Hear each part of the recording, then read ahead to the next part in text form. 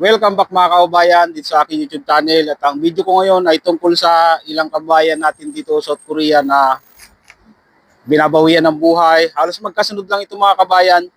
Kailangan talaga mag-ingat kahit sabihin natin na hindi porket nandito na sa South Korea ay safe na ano. Unahan natin tong kababayan natin na lalaki. Ang sabi dito ay hindi ko na lang babanggitin mga kabayan yung pangalan niya ano. Siya po yung Pinoy na na-aksidenteng naipit ng forklift sa work na taga-Umsong last Thursday na napabalita siya po ay 1 month pa lang dito sa South Korea. Nakakaawa din ano. Hindi lang ang pagkakalam ko kasi dito ay siya ay 40 years old na. Ang hindi lang malinaw dito kung bagong balik siya na sincere worker o first timer pa lang dito sa South Korea.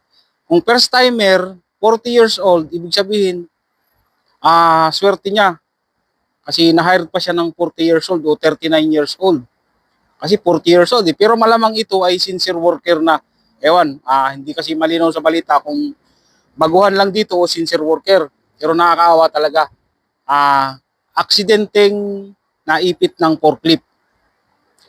Ito lang talaga yung mahirap dito. Ano? Kasi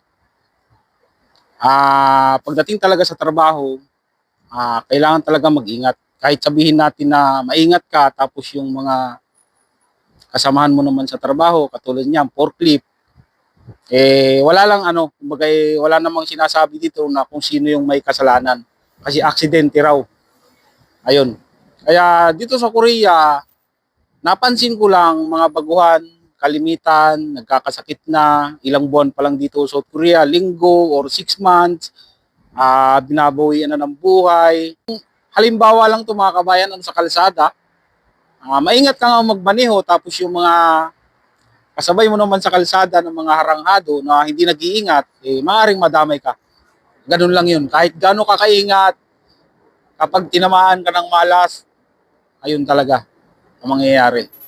Tapos, meron pang isang babae dito na namatay din. Ito ay malapit lang dito sa amin mga kabayan, ano, yung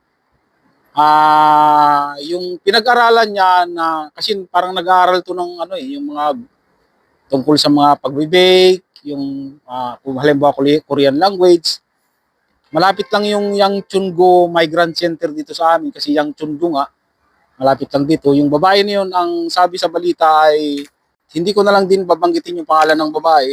Sa mga friends at nakakilala kay siya po ay namatay na kagabi lang bandang alas 12 ng madaling araw. Humingi po ako ng kahit konting tulong para po maiuwi ang bangkay sa Batangas. Taga Batangas pala itong mga kabayan. Ayon po sa kuya niya na nandito sa Korea, siya ay may dating rheumatic heart fever nung bata pa.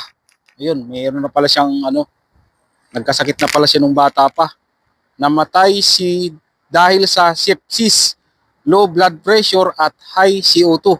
Hindi ko lang alam yung wala akong idea kung ano yung CO2. Ito yung low blood pala ay delikado rin talaga itong mga kabayan. Hindi lang yung high blood ang nakakamatay, pati low blood nakakamatay din sa sobrang baba ng blood pressure. Ang pagkakaintindi ko dito sa low blood, yung pressures, yung mababa na yung pressure, parang maapektuhan din yung puso kasi hindi na makabomba. Kahit mahina nga pag bomba. Yung ko, hindi naman tayo doktor, no? Pero ganun yung palagay ko sa low blood pressure. Kaya, doon sa may mga low blood pressure, so may mga high blood pressure, mas magandang magpatingin sa doktor para maresitahan kayo ng gamot. Kasi pag binaliwala nyo yan, maaaring maging saninang hindi maganda sa kalusugan ninyo, no? Ay hirap na naman dito sa ibang bansa. Mahal na magpagamot dito. Nung first revive, lumaban pa, pero nung second revive, hindi na lumaban. Mga kababayan natin na nandito sa South Korea at sa mga kababayan natin na naghihintay ng employer sa Pilipinas, mas maganda malaman nyo kung ano yung talagang may nararamdaman kayo. Mas maganda magpatingin sa doktor. Lalong-lalo na yung mga nandito sa South Korea, huwag baliwalain yung kahit may naramdaman kayo na kakaiba sa katawan ninyo, mas maiging magpatingin sa doktor. Dito sa South Korea, medyo kumbaga hindi sila masyadong mahigpit pagdating sa medical.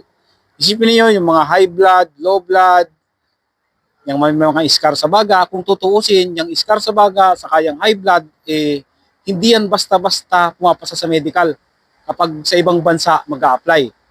Katulad sa mga bandang Middle East, yung maiinit na lugar, mga Saudi, ganyan, Dubai.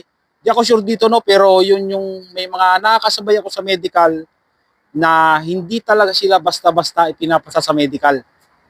Diyan sa mga bandang Middle East na bansa.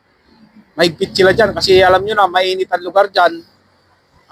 Dito sa South Korea, hindi sila mahigpit masyado pagdating sa ganyan. Kaya nga, ang maganda na lang, syempre, kung kayo ay may low blood, high blood, o kaya may ibang sakit kayong naramdaman at pumasa kayo sa medical, nakapunta kayo dito sa South Korea, total, may pera naman na, malaki ang sweldo dito sa South Korea, syempre, kailangan nyo na magpa-check up. At saka isa pa, marami talagang mga Pinoy, mga Pilipino dito sa South Korea. Kaya talagang, meron talagang mangyayaring ganyan kasi marami nga mga Pilipino dito.